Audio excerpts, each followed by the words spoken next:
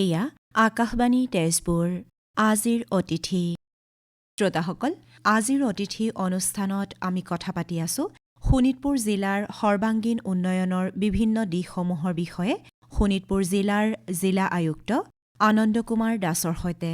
ইতিপূৰ্বে ১ জানুৱাৰী বৃহস্পতিবাৰে নিশা ৮ বজাত আমাৰ এই অনুষ্ঠানৰ প্ৰথম খণ্ডটি প্ৰচাৰ হৈছে। আজি শুনক এই অনুষ্ঠানটিৰ দ্বিতীয় খণ্ডটি। ছাৰ, ভূমি ৰাজহৰ ক্ষেত্ৰতো চৰকাৰে বিভিন্ন ধৰণৰ আইন প্ৰণয়ন কৰিছে, যিসমূহৰ জৰিয়তে জনসাধাৰণ বহুখিনি উপকৃত হৈছে। এতিয়া শোণিতপুৰ জিলাত এই আইনসমূহ কেনেধৰণে কাৰ্যকৰী কৰা হৈছে বা জনসাধাৰণে ইয়াৰ পৰা কেনেধৰণৰ ফলাফল লাভ কৰিছে, এইসমূহৰ বিষয়ে জানিবলৈ বিচাৰিছোঁ। ভূমিৰ ক্ষেত্ৰত আমাৰ শোণিতপুৰ জিলাত আমি বিভিন্ন ধৰণৰ কাম আমি আৰম্ভ কৰিছোঁ। চক্ৰ বিষয়াসকলৰ নিয়ম মাফিক যিখিনি কাম থাকে, যে আমাৰ মিউটেশ্যন কৰিবলগীয়া, ডিমাৰ্কেশ্যন কৰিবলগীয়া, বাতৰা কৰিবলগীয়া, এই কামবিলাক আমি নিয়ম মাফিকভাৱে তেওঁলোকৰ তাতে হৈ আছে, বা লেণ্ড চেল পাৰ্মিশ্যন এইখিনি হৈ আছে। তাৰ পৰা মিছন বসুন্ধৰাৰ আণ্ডাৰত আমি মাটিৰ ক্ষেত্ৰত এপ্লিকেশ্যন আমি ৰিচিভ কৰিছিলোঁ প্ৰায় 69,194। কিন্তু তাৰ ভিতৰত আমি 14,614 ইণ্ডিভিজুৱেলক আমি পাত্তা দিব পাৰিছোঁ, আৰু বাকীখিনি ৰিজেক্ট হৈছে। প্ৰায় 54,749 এপ্লিকেশ্যন আমাৰ ৰিজেক্ট হৈছে বিভিন্ন গ্ৰাউণ্ডত। তেওঁলোকৰ কিছু ক্ষেত্ৰত তেওঁলোক এলিজিবল নহয়গৈ। আৰু ইয়াৰ বাহিৰে আকৌ আমি প্ৰায় 762 গভমেণ্ট অৰ্গেনাইজেশ্যন, যেনে কিছুমান স্কুল হৈ আছিলে বহুত দিন আগৰ পৰা, কলেজ হৈ আছিলে, তেওঁলোকৰ মাটিটো তেওঁলোকৰ নামত হোৱা নাছিলে, সেইখিনি আমি এপ্ৰুভ কৰিব পাৰিছোঁ। আৰু 761 কিছুমান অনুষ্ঠান আছে, কিছুমান অনুষ্ঠান থাকে, চাপ'জ NGO আছে, তেওঁলোকে বহুত বছৰৰ পৰা মাটি দখল কৰি আছিলে, তেওঁলোকৰ মাটিটো তেওঁলোকৰ নামত হোৱা নাই, বা বহুত নামঘৰ আছে য'ত মাটিটো তেওঁলোকৰ নামত হোৱা নাই। এই ধৰণৰ প্ৰায় 761টা আমি অনুষ্ঠান আমি দিছোঁ, আৰু গভমেণ্ট অনুষ্ঠান প্ৰায় 762টা আমি দিব পাৰিছোঁ। আমি অলৰেডি এপ্ৰুভ হৈ গ'ল। তাৰ বাহিৰে আমি এটা ইম্পৰ্টেণ্ট, অসম চৰকাৰে ৰিচেণ্টলি এটা ডাঙৰ এনাউন্সমেণ্ট কৰিছে যে টি গাৰ্ডেন এৰিয়াৰ লেবাৰ লাইনত যিখিনি পাৰ্মানেণ্ট আৰু ছেমি পাৰ্মানেণ্ট বা লেবাৰ তাতে কাম কৰি থকা মানুহে মাটি দখল কৰি আছিলে বা ভূ দখল কৰি আছিলে মানে শ বছৰ ধৰি, তেওঁলোকক অসম চৰকাৰে সেই মাটিটো অধিগ্ৰহণ কৰি, বাগানৰ পৰা অধিগ্ৰহণ কৰি চৰকাৰীকৰণ কৰি তেওঁলোকক দিয়াৰ ব্যৱস্থা কৰিছিলে।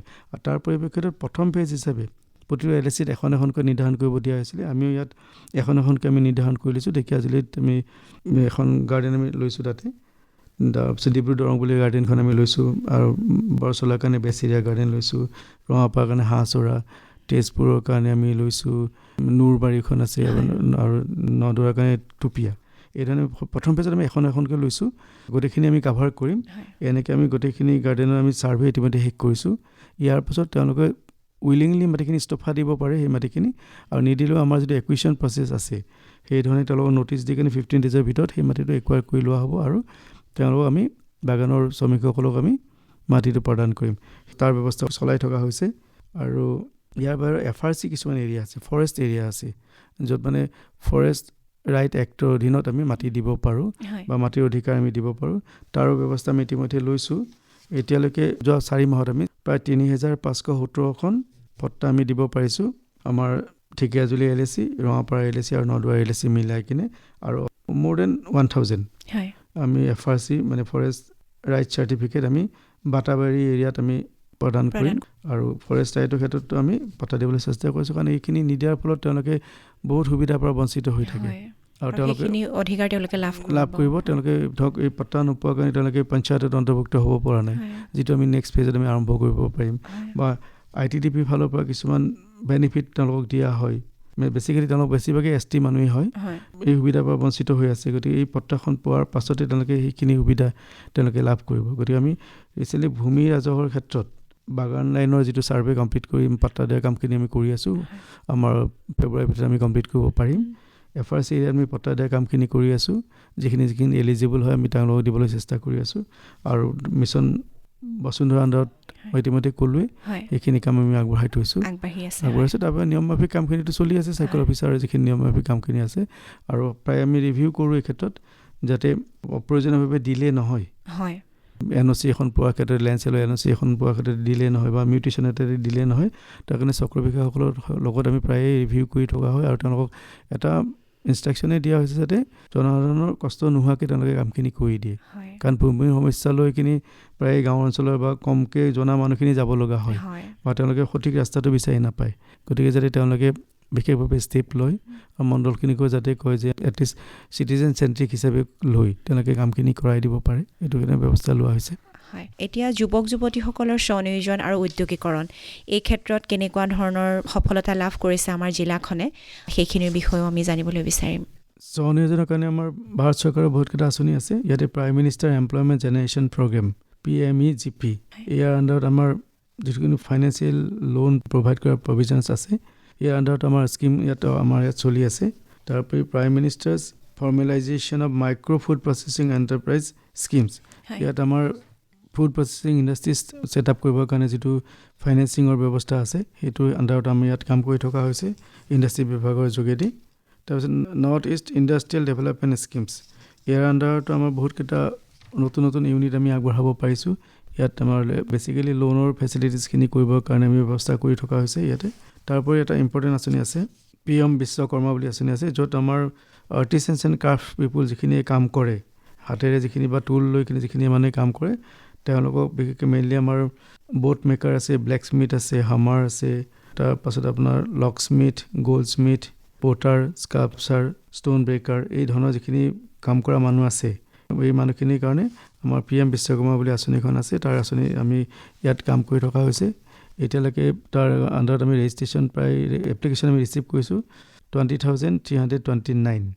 আমি এইখিনি এপ্লিকেশ্যন আমি লাভ কৰিছোঁ আৰু সেইধৰণে আমি তাৰে প্ৰায় 10,503 এপ্লিকেশ্যন আমি ক্লিয়াৰ কৰিব পাৰিছোঁ ফাৰ্ষ্ট লেভেলত, আৰু বাকী ছেকেণ্ড লেভেল ভেৰিফিকেশ্যন আমাৰ থাকে। আমি সেইটো আমি কাম কৰি থকা হৈছে। আৰু এটা ইম্পৰ্টেণ্ট আঁচনি আছে আমাৰ স্বনিয়োজনৰ ক্ষেত্ৰত, চিফ মিনিষ্টাৰ্ছ আত্মনিৰ্ভৰ অসম অভিযান CM-AAA। এই স্কিমৰ অধীনত আমি প্ৰায় বেনিফিচিয়াৰী ৰেজিষ্টাৰ কৰিছিলোঁ 4,069 টোটেল আমি কৰিছিলোঁ। তাৰ ভিতৰত আমি ভেৰিফিকেশ্যনৰ পাছত 1,000 আমি এলিজিবল পাইছিলোঁ, আৰু তাৰে ভিতৰত আমি তেওঁলোকক আমি 999 বেনিফিচিয়াৰীক আমি স্কিমটোত আমি বেনিফিট দিবলৈ সক্ষম হৈছোঁ। আৰু এই আঁচনিটোৰ সুবিধা লাভ কৰিবলৈ তেওঁলোকে আমাৰ এটা অনলাইন পৰ্টেল এটা আছে www.cmAAA.assam.gov.in। এই পৰ্টেলত গৈ তেওঁলোকে নিজকে ৰেজিষ্টাৰ কৰিব পাৰিব, আৰু ৰেজিষ্ট্ৰেশ্যনৰ পাছত আমাৰ যিখিনি এলিজিবিলিটি ক্ৰাইটেৰিয়া তেওঁলোকে তাতেই পাব। সেই এজ পাৰ এলিজিবিলিটি ক্ৰাইটেৰিয়া তেওঁলোকে যিখিনি বেনিফিট পাবৰ যোগ্য হ'ব তেওঁলোকক আমি বিবেচনা কৰা হ'ব। ইতিমধ্যে আমি ক'লোৱে যে আমি প্ৰায় 1,000 আমি এলিজিবল বেনিফিচিয়াৰী পালোঁ, তাৰ ভিতৰত 999 আমাৰ এই বেনিফিটটো ল'বলৈ সক্ষম হৈছে। আৰু ইয়াৰ বাহিৰে আমি কিছুমান উদ্যম আঁচনিৰ অধীনত আমি কিছুমান এক্সিবিশ্যন পাতিছোঁ। ইয়াত আমি গোটেই LACতে এটা আমি কৰিছোঁ। তেজপুৰত আমি চাৰ্চ ফিল্ডত ৰিচেণ্টলি পাতিছিলোঁ। এতিয়া ঢেকীয়াজুলিত আমাৰ অলপতে হৈ গ'ল। বৰচলা সমষ্টিত আমাৰ ঠেলামাৰত চলি আছে। গতিকে তাত আমাৰ যিখিনি নতুন এণ্টাৰপ্ৰিনিয়ৰ আছে তেওঁলোকৰ প্ৰডাক্টখিনি আমি দেখাবৰ ব্যৱস্থা কৰিছোঁ, আৰু ষ্টলখিনি আমাৰ ডিপাৰ্টমেণ্টৰ ফালৰ পৰা, ইণ্ডাষ্ট্ৰি ডিপাৰ্টমেণ্টৰ ফালৰ পৰা বনাই দিয়া হৈছে। তেওঁলোকে সেই ষ্টলত তেওঁলোকৰ নিজৰ সামগ্ৰী প্ৰদৰ্শন কৰিছে আৰু মানুহে চাইছে, লৈছে। গতিকে সেই ধৰণে তেওঁলোকক পপুলাৰাইজ কৰিবৰ কাৰণে আমি চেষ্টা কৰিছোঁ, মানে উদ্যম আঁচনিৰ যোগেদি তেওঁলোকৰ এক্সিবিশ্যন আমি প্ৰদৰ্শন কৰি কিনে। ইয়াৰ বাহিৰেও আমাৰ ভোগালী মেলা আমি এইবাৰ পাতিবলৈ গৈছোঁ। এইবাৰ মাঘ বিহুত আমি ভোগালী মেলা পাতিব গৈছোঁ, য'ত আমাৰ সৰু SHG গ্ৰুপবিলাক আছে। তেওঁলোকে ভোগালীৰ সামগ্ৰী লৈ তেওঁলোকে তাত আহিব পাৰিব, আৰু আশা কৰিম এইটোৱে তেওঁলোকক বহু ক্ষেত্ৰত উৎসাহিত কৰিব তেওঁলোকৰ প্ৰডাক্টসমূহ বিক্ৰী কৰাৰ ক্ষেত্ৰত। ইয়াৰ বাহিৰে আমি আমাৰ যিটো এডভান্টেজ আছাম হৈ গ'ল 2000 এডভান্টেজ আছামৰ শোণিতপুৰ জিলাটো আমাৰ বহুত আমাৰ ছাৰ্ভিচ ছেক্টৰ কওক, মেনুফেকচাৰিং ছেক্টৰ কওক, বিজনেছ ছেক্টৰ বা ট্ৰেডিং ছেক্টৰত আমি MOU কৰিছোঁ তেওঁলোকৰ লগত। আৰু MOU মতে তেওঁলোকে যিখিনি টাৰ্মছ এণ্ড কণ্ডিশ্যন য'ত আমি মাটি দিবৰ প্ৰয়োজন আছে মাটিখিনি দিছোঁ, আৰু যিখিনি ক্লিয়াৰেঞ্চৰ প্ৰয়োজন থাকে, যিখিনি ষ্টেটুটৰী ক্লিয়াৰেঞ্চৰ প্ৰয়োজন থাকে, সেইখিনি UODB থ্ৰুৰে আমি ক্লিয়াৰ কৰিবলৈ ব্যৱস্থা কৰিছোঁ। আৰু তাতে আমি ছাৰ্ভিচ ছেক্টৰত প্ৰায় 32টা বেনিফিচিয়াৰীৰ লগত আমি MOU কৰিছোঁ। তাৰে 15টা এতিয়া ৰানিং হৈ আছে, আৰু আণ্ডাৰ প্ৰচেছত 12টা আছে, আৰু 5টা এতিয়ালৈকে ষ্টাৰ্ট কৰা নাই। মেনুফেকচাৰিং ক্ষেত্ৰত আমি প্ৰায় 32টা বেনিফিচিয়াৰী আমি লাভ কৰিছিলোঁ, আৰু টোটেল এমাউণ্ট হিচাপে 19,651 লাখ তেওঁলোকৰ ইনভেষ্টমেণ্ট হ'ব। তাৰে 13টা ৰানিং হৈ আছে, আৰু আণ্ডাৰ প্ৰচেছত 15টা আছে, আৰু এতিয়ালৈকে 4টা ষ্টাৰ্ট কৰা হোৱা নাই। বিভিন্ন মাটিৰ ইছ্যু আছে বা লেণ্ড ৰিক্লাছিফিকেশ্যন ইছ্যু আছে, সেইখিনিৰ কাৰণে হোৱা নাই, বা তেওঁলোকৰ মেচিনেৰিজখিনি আহি পোৱা নাই, হয়তো তাৰ কাৰণে হোৱা নাই। আৰু বিজনেছ ক্ষেত্ৰত আমাৰ 5টা আছে, য'ত 35 লাখৰ আমাৰ ইনভেষ্টমেণ্ট হ'ব, আৰু গোটেইকেইটা আণ্ডাৰ প্ৰচেছতে আছে। আৰু ট্ৰেডিং ছেক্টৰত আমাৰ আছে 5জন বেনিফিচিয়াৰীজ, তাতে প্ৰায় 7,000 লাখ আমাৰ ইনভেষ্টমেণ্ট তেওঁলোকৰ হ'ব, আৰু তাতে 3টা ৰানিং হৈ আছে, 2টা আণ্ডাৰ প্ৰচেছত আছে। গতিকে এনেকৈ আমি ইনভেষ্টমেণ্ট আছামৰ অধীনতো আমি বিভিন্ন MOU আমি কৰিব সমৰ্থ হৈছোঁ। ইণ্ডাষ্ট্ৰি ডিপাৰ্টমেণ্টে এইটো ছাকচেছফুলি এইখিনি কাম কৰিছে আৰু যুৱক যুৱতীসকলক বহু ক্ষেত্ৰত সুবিধা প্ৰদান কৰিব। তেওঁলোকে বিজনেছ বা ছাৰ্ভিচটো ষ্টাৰ্ট কৰিব ইয়াত পাৰিব। আৰু মেইনলি তেওঁলোকৰ যিটো বহুত সময়ত তেওঁলোকে তাৰ প্ৰয়োজনীয় লাইচেঞ্চখন পাবলৈ দিগদাৰ হয়, তাৰ লেণ্ডৰ ক্লিয়াৰেঞ্চ পাবলৈ দিগদাৰ হয়। কিন্তু এডভান্টেজ আছামত MOUটো কৰাৰ লগে লগে তেওঁলোকক সেইখিনি প্ৰায়ৰিটি দিয়া হৈছে, যাতে লেণ্ড ইছ্যুখিনি আমি প্ৰায়ৰিটাইজ কৰি শেষ কৰিব পাৰোঁ। বা EODB থ্ৰুৰে ছিংগল উইণ্ড' ক্লিয়াৰেঞ্চ কৰি কিনে তেওঁলোকে গোটেইকেইটা NOC তেওঁলোকে লাভ কৰিব পাৰে, তাৰ সুবিধাটো তেওঁলোকে পাইছে। আৰু সেইটোৱে হয়তো আমাক এটা ইণ্ডাষ্ট্ৰিয়েল এনভাইৰনমেণ্ট এটা ক্ৰিয়েট কৰাত এটা সুবিধা হৈছে। আমি এতিয়া যুৱক যুৱতীসকলৰ যি স্বনিয়োজনৰ সুবিধা বা ঔদ্যোগিকৰণৰ সুবিধা চৰকাৰে প্ৰদান কৰি আহিছে, সেইখিনিৰ বিষয়ে আপোনাৰ পৰা জানিলোঁ। বৰ্তমান বহুখিনি পথ নিৰ্মাণ হৈ আহিছে বিভিন্ন আঁচনিৰ অধীনত। আমাৰ শোণিতপুৰ জিলাত এই ক্ষেত্ৰত কেনেকুৱা ধৰণৰ কামসমূহ হৈ আছে সেইসমূহৰ বিষয়েও আমি জানিবলৈ বিচাৰিম। জিলা এখনৰ উন্নয়নৰ ক্ষেত্ৰত পথ পৰিবহণ ব্যৱস্থাটো অত্যন্ত গুৰুত্বপূৰ্ণ, কাৰণ ৰাস্তা ঘাট উন্নয়ন হোৱাৰ লগে লগে কিছু উন্নয়ন অট'মেটিকেলি হৈ গুচি যায়। গতিকে ৰাস্তাৰ ক্ষেত্ৰত আমাৰ তেজপুৰ সমষ্টিত লোক নিৰ্মাণ বিভাগৰ বিভিন্ন ধৰণৰ আঁচনি আমি কৰি থকা হৈছে। আৰু সেই আঁচনিসমূহৰ ভিতৰত আমাৰ অসম মালাৰ অধীনত তেজপুৰ, নলবাৰী, ৰঙাপাৰা যিটো ক্ষেত্ৰীয় পথ সম্মণ্ডল আছে, তাতে 4টা প্ৰকল্প আছিলে। তাৰ মুঠ ব্যয় আছিলে 220 কোটি আৰু মুঠ দৈৰ্ঘ্য আছিলে 39.45 কিলোমিটাৰ। আৰু ইতিমধ্যে আমাৰ 30.65 কিলোমিটাৰ কমপ্লিট হৈছে। এইটো আমাৰ তেজপুৰ নলবাৰী সমষ্টিৰ কাৰণে হয়। নলবাৰী ৰঙাপাৰা ক্ষেত্ৰীয় যিটো আছে পথ সম্বন্ধ আছে তাৰ এইটো হিচাপ হয়। আৰু তাৰ বাহিৰে মুখ্যমন্ত্ৰী উন্নত পকী পথ নিৰ্মাণ আঁচনি আছে 2024-25 বৰ্ষ। ইয়াত 6টা প্ৰকল্প আছিলে। তাৰ প্ৰকল্পৰ ব্যয় আছিলে প্ৰায় 30 কোটি টকা। আৰু তাৰ 30 কোটিৰ ভিতৰত আমাৰ মুঠ দৈৰ্ঘ্য আছিলে 27.60 কিলোমিটাৰ আৰু ইয়াৰ 14.70 কিলোমিটাৰ ইতিমধ্যে কমপ্লিট হৈছে। ইয়াৰ বাহিৰেও RIDF বুলি এটা স্কীম আছে, তাত চাহ বাগিচাৰ পথ নিৰ্মাণ কৰাৰ কাৰ্য কৰা হয়। আৰু তাত 2024-25 বৰ্ষত 19টা প্ৰকল্প আছিল। তাৰে মুঠ ব্যয় হিচাপে আমাৰ আছিল 20.45 crores আৰু মুঠ দৈৰ্ঘ্য আছিলে 36.65 কিলোমিটাৰ। আৰু সম্পূৰ্ণ দৈৰ্ঘ্য এতিয়ালৈকে কমপ্লিট কৰা হৈছে 16 কিলোমিটাৰ। আৰু বাকীখিনি কাম এতিয়ালৈকে চলি থকা হৈছে। আকৌ মুখ্যমন্ত্ৰী পকী পথ নিৰ্মাণ আঁচনি আছে 2023-24 বৰ্ষত আছিলে। ইয়াতে 12টা প্ৰকল্প আছিলে আৰু ব্যয় আছিলে 40 কোটি আৰু মুঠ দৈৰ্ঘ্য আছিলে 49.41 কিলোমিটাৰ। আৰু ইতিমধ্যে আমি 47.57 কিলোমিটাৰ আমি কমপ্লিট কৰিব পাৰিছোঁ। আৰু বিশ্ব বেংকৰ পৃষ্ঠপোষকতাত Assam resilient rural bridge programme আমাৰ এটা আছে, যিটো 24-25 বৰ্ষত তাত 10খন দলঙৰ কথা আমাৰ আছিলে। আৰু তাৰে প্ৰকল্প হৈছে ব্যয় হিচাপে আছিলে এক্সপেণ্ডিচাৰ আছিলে 11.58 crores। আৰু তাৰ ইতিমধ্যে 2খন দলং কাম সম্পূৰ্ণ হৈছে, বাকীকেইটা দলঙৰ কাম চলি থকা হৈছে। আৰু এইটো হ'ল আমাৰ তেজপুৰ, নলবাৰী, ৰঙাপাৰা ক্ষেত্ৰীয় সংমণ্ডলৰ অধীনত থকা কাম। ইয়াৰ বাহিৰে আমাৰ ঢেকীয়াজুলি আৰু বৰচলা সমষ্টি আছে, তাতো ৰাস্তা ঘাটৰ নিৰ্মাণ কাৰ্য হৈ আছে। ইয়াৰ উপৰি আমাৰ ঢেকীয়াজুলি ডিভিজন যিটো আছে, তাৰ আণ্ডাৰত আমাৰ অসম মালাত 3টা ৰাস্তাৰ কাম আমাৰ চলি আছে। তাৰে এটা আমাৰ ৰাস্তা এটা আছিলে আমাৰ ধূপগুৰি টু ঢেকীয়াজুলি। ইয়াত আমাৰ টোটেল লেংথ আছে 26.28 কিলোমিটাৰ। এইটো 100% কমপ্লিট হৈ গৈছে। আৰু টোটেল এমাউণ্ট হৈছে 28 crores। 28 crores ইয়াত আছিলে এমাউণ্ট। আৰু এটা আমাৰ ৰাস্তা আছে আমাৰ তাতে কৰিছিলে কানকাটা টু ঘাগৰা কাছাৰী আছাম মালা ৰোড। ইয়াতে আমাৰ লেংথ আছিলে 18.80 কিলোমিটাৰ, প্ৰায় 61% কমপ্লিট হৈছে। তাৰ বাহিৰে আৰু এটা আমাৰ ৰাস্তা তাতে আছে ঘাগৰা কাছাৰী টু ফুলগুৰি ৰাস্তা এটা আছে আমাৰ চলি আছে, প্ৰায় 16 কোটি টকাৰ আঁচনি এটা। আৰু 18 কিলোমিটাৰ আমাৰ কৰিব লগা আছিলে, তাত 34% কাম হৈ আছে। আৰু আমাৰ নিউ ৰুৰেল ৰোড কনষ্ট্ৰাকশ্যনৰ ক্ষেত্ৰত প্ৰায় 155.94 কিলোমিটাৰ নিউ ৰোড আমি অলৰেডি কনষ্ট্ৰাকশ্যন কৰি থকা হৈছে। আৰু তাত টোটেল খৰচ আমাৰ 116 crores। আৰু যাৰ ভিতৰত আমাৰ 88.82 crores আমি খৰচ কৰিব পাৰিছোঁ, বাকীখিনি কাম অনগয়িং হৈ আছে। আৰু ৰাস্তা ৱাইডেনৰ ক্ষেত্ৰত আমি টোটেল 54.87 কিলোমিটাৰ ৰাস্তা আমি ৱাইডিং কৰিবলৈ সক্ষম হৈছোঁ এতিয়ালৈকে। তাৰে টোটেল আমাৰ এমাউণ্ট আছিলে 60.67 crores, যাৰ পৰা আমি 33.08 crores আমি খৰচ কৰিব পাৰিছোঁ। আৰু নতুন ব্ৰিজ কনষ্ট্ৰাকশ্যনৰ ক্ষেত্ৰত 7খন নতুন ব্ৰিজ আমাৰ আছিলে। আৰু তাত টোটেল এমাউণ্ট আছিল প্ৰায় 12.60 crores। আৰু এইখিনি কামো আমাৰ চলি আছে ঢেকীয়াজুলি আৰু বৰচলা সমষ্টিৰ ভিতৰত। হয় ছাৰ, বাট পথৰ লগতে আৰু বিশেষ উল্লেখযোগ্য কেনেকুৱা ধৰণৰ কামসমূহ কৰি থকা হৈছে? তাৰ বাহিৰে আমাৰ কেইটামান ইম্পৰ্টেণ্ট প্ৰজেক্ট আমি কৰি থকা হৈছে, সেইকেইটা মই ক'ব খুজিছোঁ। আমাৰ যিটো department of housing and urban affairs যিটো আছে দৌহা বুলি যিটো কোৱা হয় তাৰ আণ্ডাৰত কেইটামান আমাৰ গুৰুত্বপূৰ্ণ স্কিম আমি কৰি থকা হৈছে ডেভেলপমেণ্ট অফ চক বজাৰ তেজপুৰ টাউনৰ ভিতৰতে আছে এইটো আঁচনিটোত প্ৰায় 30 crore আছে প্ৰায় 49% আমাৰ কাম কমপ্লিট হৈছে ইয়াত আমাৰ প্ৰায় 600খন দোকানৰ আমি এৰেঞ্জমেণ্ট কৰা হৈছে তাত 600খন দোকান আমাৰ তাতে হ'বগৈ তাৰে প্ৰায় 49% আমি কমপ্লিট হৈছে বাকী এক্সিষ্টিং দোকানখিনি ভাঙি কিনে আমি কৰিলে নেক্সট কামখিনি আগবঢ়াব পাৰিম তাৰপৰা আমাৰ ইণ্টিগ্ৰেটেড স্পৰ্টছ কমপ্লেক্স এট হাজাৰাপাৰা এইটো এটা আমাৰ স্কিম আছে প্ৰায় 24 crore স্কিম হয় প্ৰায় 96% কমপ্লিট হৈছে আমি বাই ফেব্ৰুৱাৰী এইটো আমি স্কিম কমপ্লিট কৰিব পাৰিম ইয়াত আপোনাৰ চিন্থেটিক ৰানিং ট্ৰেক আছে VIP লঞ্চ আছে গেলেৰী আছে বাস্কেটবল কৰ্ট আছে আৰু হেণ্ডবল কৰ্ট আছে তাৰপিছত ইয়াত ড্ৰেইনেজ সুবিধাটো ভালকৈ কৰা হৈছে গতিকে এইটো এটা ইম্পৰ্টেণ্ট আমাৰ প্ৰজেক্ট হৈ আছে আৰু এই প্ৰজেক্টটো কমপ্লিট হোৱাৰ লগে লগে আমাৰ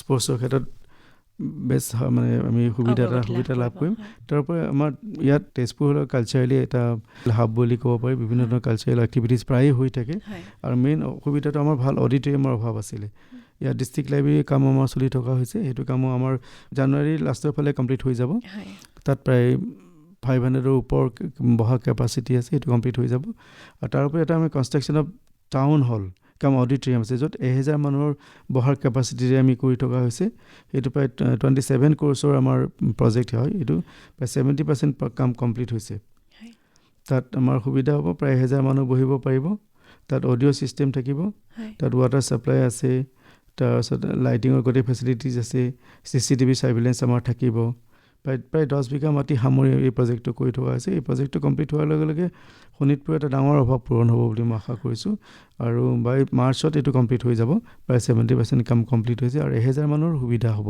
ইয়াত বহি কিনে যিকোনো প্ৰগ্ৰেম তাত কৰিব পৰাৰ ব্যৱস্থা হ'ব তাৰোপৰি আমাৰ তেজপুৰ টাউনৰ হাৰ্টতে আমাৰ দুটা পুখুৰী আছিলে বৰপুখুৰী আৰু পদুম পুখুৰী এই দুটা বিউটিফিকেশ্যনৰ কাৰণে আমাৰ স্কিম ধৰা হৈছিলে দহুৱাৰ আণ্ডাৰত আৰু তাত আমাৰ প্ৰায় 14 crore আছিলে আৰু ইতিমধ্যে আমাৰ 98% আমি কাম কমপ্লিট কৰিছোঁ বৰপুখুৰীটো আমাৰ প্ৰায় কমপ্লিট হৈ গৈছে পদুম পুখুৰীত আমাৰ কিছুমান মেটেকা গুচাবলগীয়া কাম অকণ আছে এইটো কমপ্লিট হৈ গ'লে দুইটা পুখুৰী মিলাই আমাৰ ৰিক্ৰিয়েশ্যনৰ কাৰণে ভাল এটা সুবিধা ইয়াত ক্ৰিয়েট কৰিব আমি পাৰিম আৰু ইয়াৰ বাহিৰে আমি ৰঙাপাৰাত কিছুমান ড্ৰেইনৰ ফেচিলিটিজ আমি কৰিছোঁ ৰঙাপাৰা MB টাউনত আছে যিটো আছে আমি আৰু তেজপুৰ MBত আমি ড্ৰেইনেজ কিছুমান মানে ব্যৱস্থা কৰি আছোঁ যাতে পানী ৱাটাৰ লগিং নহয়গৈ আৰু তাৰ কামো আমি ঠিক ধৰণে প্ৰায় 52% কাম কৰিব সক্ষম হৈছোঁ আৰু এটা ইম্পৰ্টেণ্ট আমি construction of 20 numbers of RCC drainage at Dhekkiajuলি Municipality Board এইটো কাম আমি প্ৰায় 3 কোটি টকাৰ কাম আছিলে এইটো আমি অলৰেডি কমপ্লিট কৰিছোঁ আৰু এটা ইম্পৰ্টেণ্ট আঁচনি ৰঙাপাৰাত কৰি থকা হৈছে যে এখন পাৰ্ক ডেভেলপ কৰি থকা হৈছে তাৰ কামখিনি প্ৰায় 80% কাম কমপ্লিট হৈছে তাত গাৰ্ডেন আছে ৱাকৱে আছে তাত পেভাৰ্ছ ব্লক আমি দিয়া হৈছে আৰু বাউণ্ডেৰী ৱাল দি কিনে তাত আমি সৰু ল'ৰা ছোৱালী খেলা ধূলাৰ ব্যৱস্থা কৰা হৈছে এই ধৰণৰ কেইটামান ৰিক্ৰিয়েশ্যনমূলক কাম বা আমাৰ স্পৰ্টছ ৰিলেটেড কাম বা আমাৰ ড্ৰেইনেজৰ কাম কেইটামান ইম্পৰ্টেণ্ট কাম আমাৰ ইয়াত কৰি থকা হৈছে তাৰোপৰি আমাৰ মাননীয় মুখ্যমন্ত্ৰী মহোদয় আমাৰ মাল্টি স্পেচিয়েলিটি হস্পিটেল আমাৰ তেজপুৰ মেডিকেল কলেজত ইনগ্ৰেশ্যন কৰিব আৰু এখন বৰচলাত স্পৰ্টছ কমপ্লেক্স এটা ইনগ্ৰেশ্যন কৰিব হয় আৰু এইখিনি শোণিতপুৰ জিলাৰ জনসাধাৰণক বহু পৰিমাণে উপকৃত কৰিব হয় এতিয়া ছাৰ প্ৰধানমন্ত্ৰী আৱাস যোজনা আৰু জল জীৱন মিছন এই দুটিৰ বিষয়ে কেনেকুৱা ধৰণৰ কামসমূহ আমাৰ শোণিতপুৰ জিলাত হৈছে এইসমূহৰ বিষয়ে আমি সংক্ষেপে আপোনাৰ পৰা জানিবলৈ বিচাৰিছোঁ মানে অন্যান্য জিলাৰ নিচিনাকৈ আমাৰ শোণিতপুৰ জিলাতো জল জীৱন মিছনৰ অধীনত কাম কৰি থকা হৈছে ইয়াত টোটেল স্কিম ধৰা হৈছিলে 1162 যাৰ ভিতৰত আমি প্ৰায় 864টা আমি কমপ্লিট কৰিব পাৰিছোঁ আৰু সেইকেইটা স্কিমৰ যোগেদি প্ৰায় 296,340 হাউচহোল্ডক আমি কাভাৰ কৰিব পাৰিছোঁ আৰু আমি চেষ্টা কৰিছোঁ যাতে বিশুদ্ধ খোৱা পানীৰ ব্যৱস্থা কৰিব পাৰোঁ আৰু এই ক্ষেত্ৰত আমাৰ গাঁও পঞ্চায়তসমূহেও তেওঁলোকৰ যিটো স্কিমবিলাক ৰানিং কৰি থকাৰ ক্ষেত্ৰত তেওঁলোকৰ 15 ফাইনেন্স কমিশ্যনৰ ফালৰ পৰা তেওঁলোকে ৰিপেয়াৰিং খৰচখিনি তেওঁলোকে দিব লগা হয় বা আঞ্চলিক পঞ্চায়তৰ ফালৰ পৰা তেওঁলোকে ৰিপেয়াৰিং খৰচখিনি দিয়ে গতিকে জল জীৱন মিছনৰ যোগেদি আমি ট্ৰাই কৰিছোঁ যাতে বিশুদ্ধ খোৱা পানী শোণিতপুৰত আমি দিব পাৰোঁ তাৰোপৰি অমৃতৰ অধীনত আমাৰ শোণিতপুৰ টাউনত এটা ডাঙৰ প্ৰজেক্ট লৈ থকা হৈছে প্ৰায় 79 crore এটা প্ৰজেক্ট আমি ষ্টাৰ্ট কৰিছোঁ সেই প্ৰজেক্টটো কমপ্লিট হ'লে আমি ভাবোঁ তেজপুৰ টাউনৰ যিটো পানীৰ সমস্যা বিশুদ্ধ খোৱা পানীৰ সমস্যা সেইটো নোহোৱা হ'ব আৰু কাম ইতিমধ্যে আৰম্ভ হৈছে আৰু উইদিন 2 years তেওঁলোকৰ মেক্সিমাম পিৰিয়ড 2 yearsৰ ভিতৰত এইটো কমপ্লিট হৈ যাব। আৰু ছাৰ জনসাধাৰণৰ সুবিধাৰ বাবে যি প্ৰধানমন্ত্ৰী আৱাস যোজনা আঁচনিখন প্ৰণয়ন কৰা হৈছে সেইখনৰ কেনেকুৱা ধৰণৰ কাম আমাৰ শোণিতপুৰ জিলাত চলি আছে? প্ৰধানমন্ত্ৰী আৱাস যোজনাৰ কাৰণে আমাৰ 2024-25 বৰ্ষত আমাৰ টোটেল চেংচন আছিলে 19,764 টোটেল ঘৰ আমি চেংচন কৰিছিলোঁ। তাৰ ভিতৰত আমাৰ প্ৰায় 2008 ঘৰ কমপ্লিট হৈ গৈছে। আৰু 2025-26 বৰ্ষৰ কাৰণে 14,059 ঘৰ আমি অলৰেডি চেংচন কৰিছোঁ।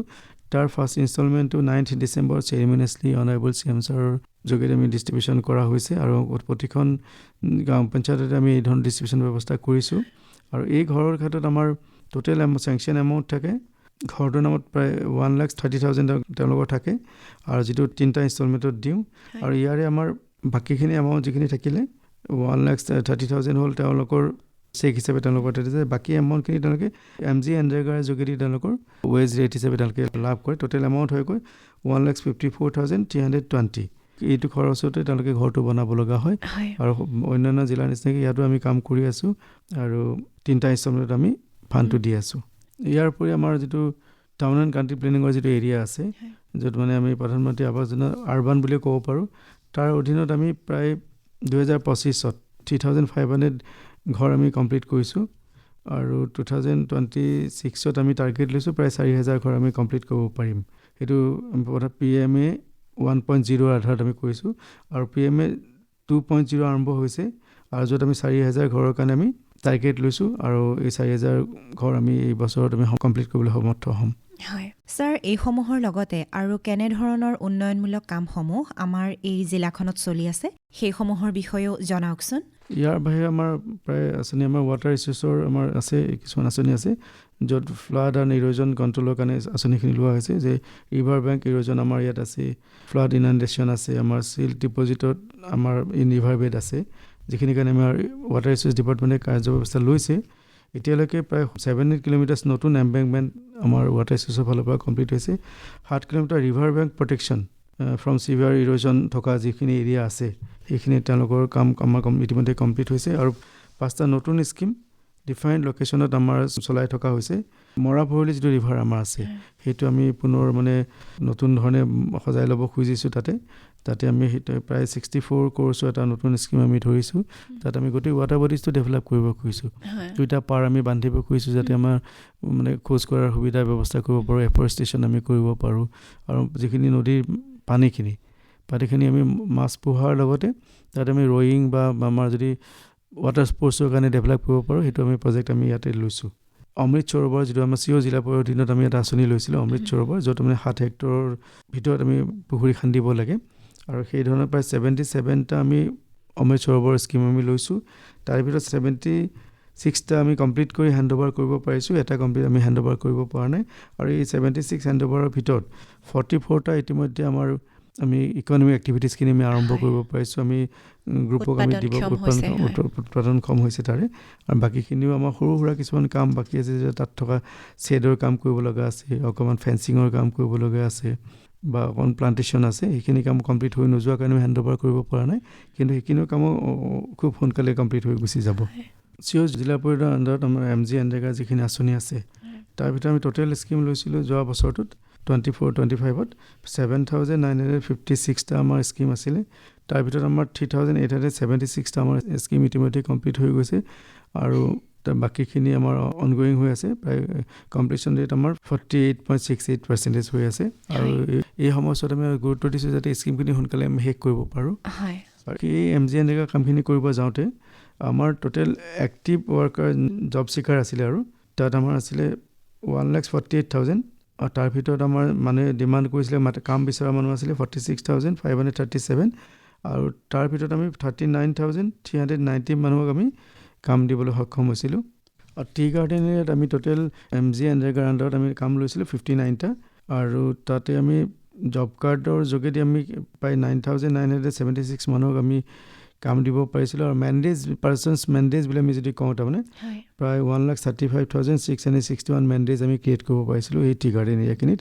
আৰু এইবাৰ আমি গুৰুত্ব দিছোঁ যেতিয়া টি পাত ছিঙা কামটো যিটো আমাৰ এতিয়া লাহে লাহে শেষ হৈ আহিব গতিকে MGNREGAৰ যিখিনি ড্ৰেইনেজৰ কাম ৰাস্তাত মাটি দিয়াৰ কাম যিখিনি আছে সেইখিনি প্ৰাধান্য দি কিনে স্কিম ল'বৰ কাৰণে নিৰ্দেশ দিয়া হৈছে আৰু যাতে বাগানৰ মানুহখিনি কাম কৰি এটা এক্সট্ৰা ইনকাম এটা কৰিব পাৰে তাৰ কাৰণে ব্যৱস্থা এটা কৰা হৈছে এই বছৰটোৰ কাৰণে ইয়াৰ বাহিৰে আমি 15 ফাইনেন্স কমিশ্যনত আমি কিছুমান ৰাস্তা ঘাটৰ কাম কৰোঁ বা কিছুমান সৰু সুৰা ডেভেলপমেণ্টৰ কাম আমাৰ আছে আৰু তাত আমি স্কিম আমি ধৰিছোঁ জিলা পৰিষদ লেভেলত আমাৰ স্কিম থাকে যোৱা 2020-21 পৰা আজি 2023-24লৈকে আমি মুঠ কাম আমি টোটেল স্কিম ধৰিছিলোঁ 411 আৰু তাৰ ভিতৰত আমি এতিয়ালৈকে কমপ্লিট কৰিব পাৰিছোঁ 356 তাৰ পাৰ্চেণ্টেজ আমাৰ 86.6%। এইটো জিলা পৰিষদ লেভেলৰ আমাৰ 15 ফাইনেন্সৰ স্কিমখিনি হয় আৰু আঞ্চলিক পঞ্চায়ত লেভেলত আমি কিছু কাম ধৰিছোঁ য'ত আমাৰ টোটেল স্কিমৰ সংখ্যা হ'ব 805 আৰু আমি ইতিমধ্যে কমপ্লিট কৰিছোঁ 746 আমি কমপ্লিট কৰিছোঁ 92.7% আমাৰ কমপ্লিশ্যনৰ ৰেট হয় এইটোত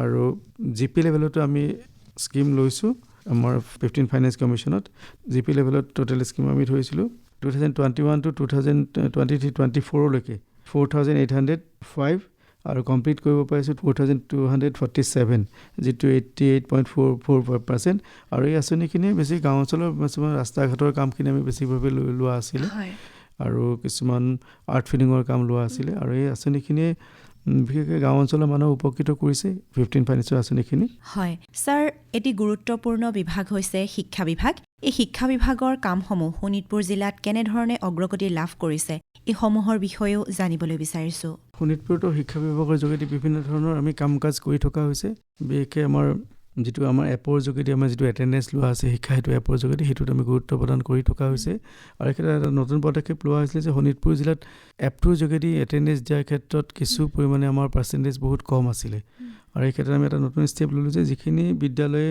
নিজাববীয়া প্ৰচেষ্টাত আমাৰ ষ্টেট এভাৰেজতকৈ ওপৰত কৰিব পাৰিছে ষ্টেট এভাৰেজ প্ৰায় 77% কিন্তু আমি হুৱেজ আমাৰ পাৰ্চেণ্টেজ 53% আছিলে গতিকে আমি এটা ষ্টেপ এটা ল'ব গ'লোঁ যে তাতে যিখিনি স্কুলে ভালকৈ নিজা প্ৰচেষ্টাত তেওঁলোকে এটেণ্ডেঞ্চখিনি দিছে তেওঁলোকক এনকাৰেজ কৰিবৰ কাৰণে তেওঁলোকক আমি চাৰ্টিফিকেট দিয়াৰ ব্যৱস্থা কৰিলোঁ আৰু ইন প্ৰেজেঞ্চ অফ যিখিনি স্কুলে বেয়া পাৰফৰ্মেঞ্চ কৰিছে তেওঁলোকৰ আগত আৰু তেওঁলোকৰ ছাকচেছটো কেনেকৈ হৈছে সেইখিনি ক'বৰ কাৰণে ক'লোঁ আৰু যাৰ ফলত আমাৰ প্ৰায় 53 পৰা এটা 63লৈকে আগবাঢ়িছে এইবাৰ আমি হোপফুল যে আমি 63 পৰা গৈ 70% পাম আৰু সেইটো ব্যৱস্থা আমি লৈছোঁ এইখিনি মই ক'ব খুজিছোঁ যে আমাৰ টোটেল ইয়াত স্কুল আছে LP স্কুল আমাৰ প্ৰায় 892 আছে ME স্কুল আছে 56 MB স্কুল আছে 30 HS বা HS স্কুল গভৰ্ণমেণ্ট প্ৰভিঞ্চিয়েলাইজ আছে 110 আৰু কস্তুৰবা গান্ধী বিদ্যালয় আমাৰ আছে প্ৰায় 3খন আৰু কলেজ 6খন আৰু সেলফ বেস স্কুল আছে 87 আমাৰ গোটেইখিনি মিলি টোটেল স্কুল আছে 1184 আৰু ইয়াত যোৱা বছৰ আমি টি গাৰ্ডেন এৰিয়াৰ কাৰণে প্ৰায় 13খন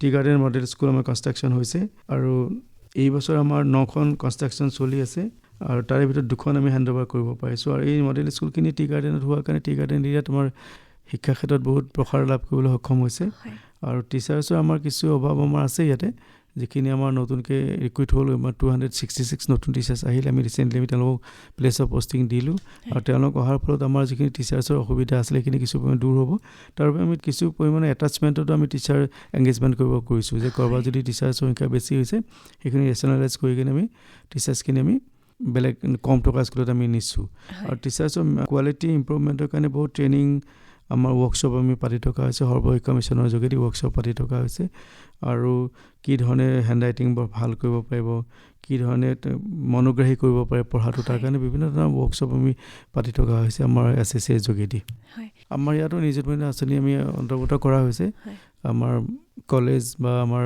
স্কুলখিনি নিযুতমইনা আঁচনিৰ যোগেদি সুবিধা লাভ কৰিছে আৰু ইয়াত আমাৰ বাণীকান্ত কাকতি যিটো আমাৰ আঁচনি আছে তাৰ যোগেদিও আমাৰ ল'ৰা ছোৱালীয়ে স্কুটি লাভ কৰিছে চাইকেল লাভ কৰিছে ইয়াতে আৰু মিড ডে মিলৰ সুবিধা আমাৰ ইয়াতো আমি প্ৰদান কৰিছোঁ আৰু মিড ডে মিলটো যে ভাল ধৰণে কৰে তাৰ কাৰণে আমাৰ প্ৰায় মনিটৰিং প্ৰায় হৈ থাকে গতিকে আমি সেইটো ব্যৱস্থা আমাৰ ইয়াত কৰা হৈছে আৰু আমি এলাৱেঞ্চৰ প্ৰভিজন আমি এটা ৰাখিছোঁ to children with special needs যিখিনি আছে তেওঁলোকক এটা এলাৱেঞ্চ আমি দিওঁ তেওঁলোকৰ কাৰণে ট্ৰান্সপৰ্টেশ্যন বা এছকৰ্টৰ কাৰণে স্কুলক আমি পইচাটো প্ৰভাইড কৰোঁ আৰু তেওঁলোকে সেই পইচাৰে তেওঁলোকে ভেহিকল এৰেঞ্জ কৰি ল'ৰা ছোৱালীখিনি অনাৰ ব্যৱস্থা কৰে আৰু ড্ৰপ আউট চিলড্ৰেন যিখিনি আছে তেওঁলোকক আমি আমাৰ প্ৰাইভেট টিউটৰ আছে আমাৰ তেওঁলোকে গৈ মটিভেট কৰি কিনে তেওঁলোকে অনাৰ কাৰণে ব্যৱস্থা কৰি থকা হৈছে আৰু গাৰ্লছ এডুকেশ্যনটো আমি বেছিকৈ উৎসাহিত কৰিবৰ কাৰণে আমাৰ 3খন আমাৰ কস্তুৰবা গান্ধী বালিকা বিদ্যালয় আমাৰ আছে বৰচলাত আমাৰ তাতে আছে আৰু ঢেকীয়াজুলিত এখন আছে, ৰঙাপাৰাত এখন আছে।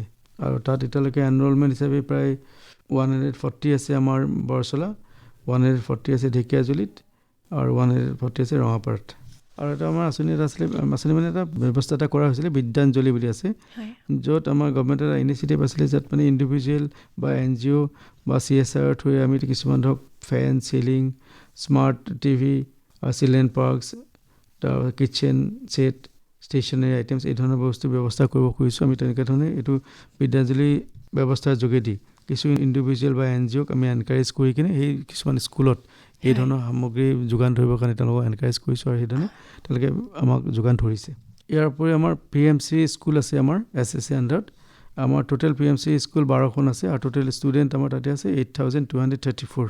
অসম চৰকাৰৰ এটা অভিলাষী আঁচনি এটা আছে, আৰোহণ আঁচনি, য'ত মানে আমি কিছু প্ৰায় 115 ষ্টুডেণ্ট আমি বেষ্ট ষ্টুডেণ্ট ছিলেক্ট কৰি লৈছোঁ, আৰু তেওঁলোকৰ লগত একোজন মেণ্টৰ মেণ্টি এংগেজ কৰি দিছোঁ, যাতে তেওঁলোকক গোটেই সময়ছোৱাখিনি তেওঁলোকক মানে এডভাইচ কৰিব পাৰে, গাইড কৰিব পাৰে, ভাল ৰিজাল্টছৰ কাৰণে, ভালকৈ নেক্সট লেভেলটোত তেওঁলোকে কিমান ভাল কৰিব পাৰে। তেনেকৈ আৰোহণ স্কিমৰ আণ্ডাৰত আমি প্ৰায় 115জন ষ্টুডেণ্টক আমি এডপ্ট কৰি তেওঁলোকৰ এক্সপ'জাৰ ভিজিট আমি কৰাইছোঁ, তেওঁলোকক বুক গ্ৰাণ্ট আমি দিছোঁ, তেওঁলোকক আমি কম্পিউটাৰ এনেকুৱা ধৰণৰ বস্তুখিনি আমি প্ৰভাইড কৰিছোঁ। আৰু এক্সপ'জাৰ ভিজিটে তেওঁলোকক বহুত হেল্প কৰিছে। 115জন আমাৰ ষ্টুডেণ্ট আছে, আৰু প্ৰতিজনৰ এগেইনষ্টত এজন মেণ্টৰ, এজন মেণ্টি তেওঁলোকৰ এগেইনষ্টত আমি দিয়া আছে। আৰু এই বছৰ আমি কিছুমান সৰু সুৰা আমি কাম আমাৰ স্কুলৰ প্ৰয়োজনীয়তা আমাৰ আছিলে, যে কিছুমান এডিশ্যনেল ক্লাছৰুম আমাৰ লগা আছিলে, কিছুমান বইজ টয়লেট, গাৰ্লছ টয়লেট আছে, সেইখিনি কামো আমি চলাই থকা হৈছে। 2024-25 বৰ্ষত আমাৰ 5খন স্কুল, মানে আমাৰ 15 নাম্বাৰছ স্কুলত আমি এডিশ্যনেল ক্লাছৰুমৰ ব্যৱস্থা কৰিছোঁ। তাৰে বইজ টয়লেট আমাৰ প্ৰায় 6টা, আৰু গাৰ্লছ টয়লেট 10টা। তাৰপিছত ইলেক্ট্ৰিফিকেশ্যনৰ কাম আমি আৰম্ভ কৰিছোঁ, আৰু মেজৰ ৰিপেয়াৰিং কিছুমান আমাৰ আছে স্কুলত, সেইখিনি আমি আৰম্ভ কৰিছোঁ তাতে। ছাৰ, আজিৰ এই অনুষ্ঠানত আপোনাৰ সৈতে আমি যিখিনি কথা পাতিলোঁ, ইয়াৰ দ্বাৰা শোণিতপুৰ জিলাৰ সৰ্বাংগীন উন্নয়নৰ বিভিন্ন দিশসমূহৰ বিষয়ে আমি বিশদভাৱে জানিব পাৰিলোঁ। আশা কৰিছোঁ চৰকাৰৰ যিসমূহ আঁচনি সেইসমূহ সঠিকভাৱে ৰূপায়ণ হৈ শোণিতপুৰ জিলাখন উন্নয়নৰ দিশত আগবাঢ়ক, আৰু এই ক্ষেত্ৰত আপোনাৰ নেতৃত্বত যিসমূহ কাম চলি আছে, আশা কৰিছোঁ আপোনাৰ কাৰ্যকালত এইসমূহ সফলভাৱে ৰূপায়িত হওক।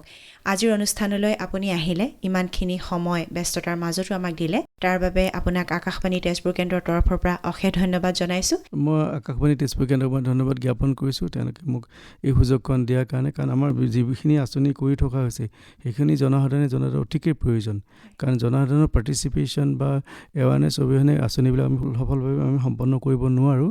গতিকে এই সুবিধাটো দিয়াৰ কাৰণে ধন্যবাদ জ্ঞাপন কৰিছোঁ। এই চেগতে সকলোলৈকে নৱবৰ্ষৰ শুভেচ্ছা জ্ঞাপন কৰিছোঁ, আৰু লগতে আগন্তুক বৰ্ষটোত সকলো ৰাইজৰ সহযোগিতাত, আমাৰ বিষয়াসকলৰ ঐকান্তিক প্ৰচেষ্টাত আমি আমাৰ আঁচনিসমূহ সফল ৰূপায়ণ কৰি যি উদ্দেশ্যে আঁচনিসমূহ প্ৰণয়ন কৰা হয় তাৰ সঠিক ফলাফল আমি জনসাধাৰণে দিব পাৰোঁ, তাৰ কাৰণে আমি যত্নপৰ হ'ম, আৰু আশাবাদী যে আমি ভালধৰণে আমি শোণিতপুৰ জিলাখন আগবঢ়াই নিব পাৰিম। কাৰণ শোণিতপুৰ এনেই এখন আগবঢ়া জিলা হয়, গতিকে সেইখন আমি আগবঢ়াই নিব পাৰিম বুলি আমি আশা কৰিছোঁ, আৰু পুনৰবাৰ ধন্যবাদ জ্ঞাপন কৰিছোঁ। ধন্যবাদ ছাৰ। শ্ৰোতাসকলে ইমান পৰে আজিৰ অতিথি অনুষ্ঠানত শোণিতপুৰ জিলাৰ সৰ্বাংগীন উন্নয়নৰ বিভিন্ন দিশৰ বিষয়ে শোণিতপুৰ জিলাৰ জিলা আয়ুক্ত আনন্দ কুমাৰ দাসৰ সৈতে হোৱা কথোপকথনটি শুনিলে। এয়া আছিল আজিৰ অতিথি অনুষ্ঠানটিৰ দ্বিতীয় খণ্ডটি। এই অনুষ্ঠানটিৰ প্ৰথম খণ্ডটি প্ৰচাৰ কৰা হৈছিল 1 জানুৱাৰী বৃহস্পতিবাৰে নিশা 8:02। অনুষ্ঠানটি আঁত ধৰি সম্পাদনা কৰিলে প্ৰিয়ংকা দাসে, প্ৰযোজনা গৌতম নাথৰ।